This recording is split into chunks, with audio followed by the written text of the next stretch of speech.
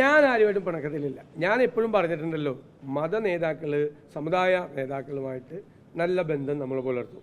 അവർക്കൊരു ആവശ്യം വന്നാൽ, ജെന്യുവിനായിട്ടുള്ള ആവശ്യമാണെങ്കിൽ നമ്മൾ അവരുടെ കൂടെ ഉണ്ടാവും.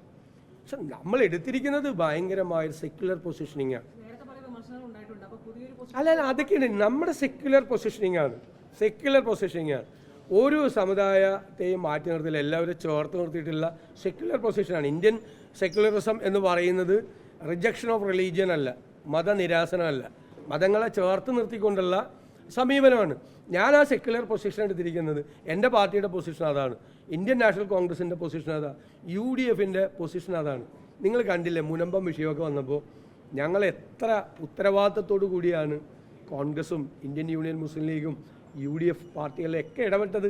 ഞങ്ങൾ അതിൻ്റെ അകത്ത് അങ്ങനെയല്ലേ ചെയ്യുന്നത്, അല്ലാതെ ഇത് വ്യക്തിപരമായ പ്രശ്നമല്ലല്ലോ. ഞങ്ങളാരും തമ്മിൽ വല്ല അതിർത്തി തർക്കം വല്ലതും ഉണ്ട്.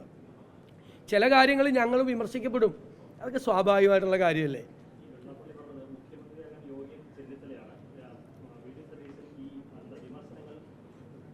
അല്ലല്ല, അദ്ദേഹത്തിൻ്റെ ഒരു അഭിപ്രായം പറഞ്ഞു. അപ്പോൾ എനിക്ക് ഏറ്റവും സന്തോഷം, ഞാൻ പറഞ്ഞില്ലേ, ഞാൻ കഴിഞ്ഞ മാസം പറഞ്ഞത് 3ാമത്തെ തവണയും പിണറായി വിജയൻ അധികാരത്തിൽ വരും, അല്ലെങ്കിൽ LDF സർക്കാർ അധികാരത്തിൽ വരും, CPM അധികാരത്തിൽ വരും.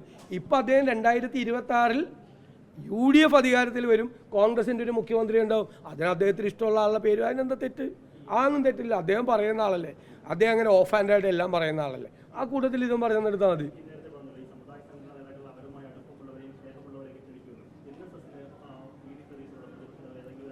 അല്ല, എനിക്കങ്ങനെ തോന്നിയിട്ടില്ല. ഞാൻ അവരെല്ലാവരുമായിട്ട് നല്ല ബന്ധമാണ്. ഞാൻ അവരെ ആരെയും അധിക്ഷേപിച്ച് സംസാരിച്ചിട്ടില്ല. പ്രത്യേകിച്ച് NSSനെ ഞാൻ അഭിനന്ദിച്ച് സംസാരിച്ചിട്ടുണ്ട്.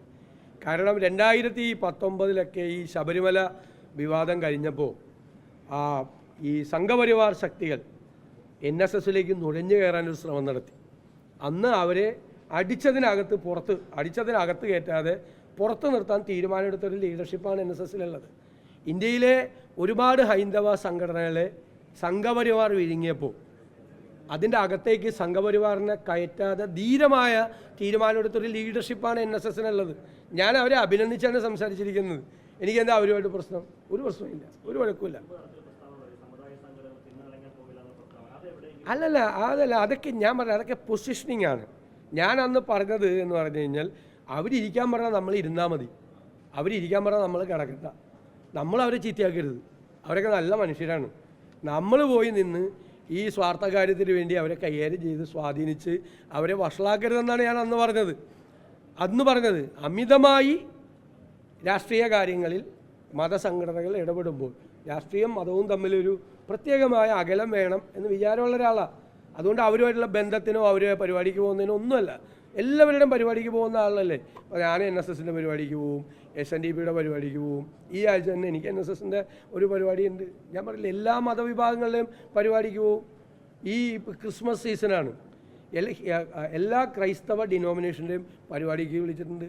ഇപ്പോൾ ചങ്ങനാശ്ശേരി ഡയോസിസിൻ്റെ 2 പരിപാടിക്ക് പോയി, കഴിഞ്ഞ ദിവസം കാഞ്ഞിരപ്പള്ളിയിലെ പരിപാടിക്ക് പോയി, തൃശ്ശൂരിലെ ഡയോസിസിലെ പരിപാടിക്ക് വിളിച്ചിട്ടുണ്ട്.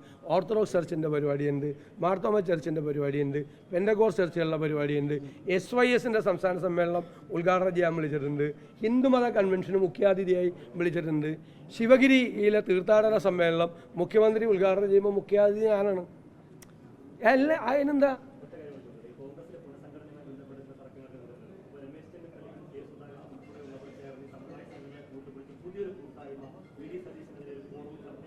അതൊക്കെ ഈ മീഡിയയിലേക്ക് ഇരിക്കുന്ന നിങ്ങളുടെ എല്ലാവരുടെയും വ്യാഖ്യാനങ്ങളാണ്. ഞങ്ങളെല്ലാം തമ്മിൽ നല്ല ധാരണയിലും നല്ല ഇതിലുമാണ് ഞങ്ങൾ പോകുന്നത്. ഞങ്ങൾ തമ്മിൽ അങ്ങനെ ഒരു വഴക്കോ പ്രശ്നങ്ങളോ അഭിപ്രായ വ്യത്യാസങ്ങളോ ഒന്നുമില്ല. ഞങ്ങൾ ഒരുമിച്ച് പരിപാടികൾ പങ്കെടുക്കും, ഒരുമിച്ച് തീരുമാനിക്കും പരിപാടികളുടെ കാര്യങ്ങളും എല്ലാം. ഞങ്ങളെല്ലാം നിരന്തരമായി സമ്പർക്കത്തിലാണ്. എല്ലാ ദിവസവും ഫോണിൽ സംസാരിക്കും, അല്ലെങ്കിൽ പരിപാടി സ്ഥലത്ത് വെച്ച് കാണും.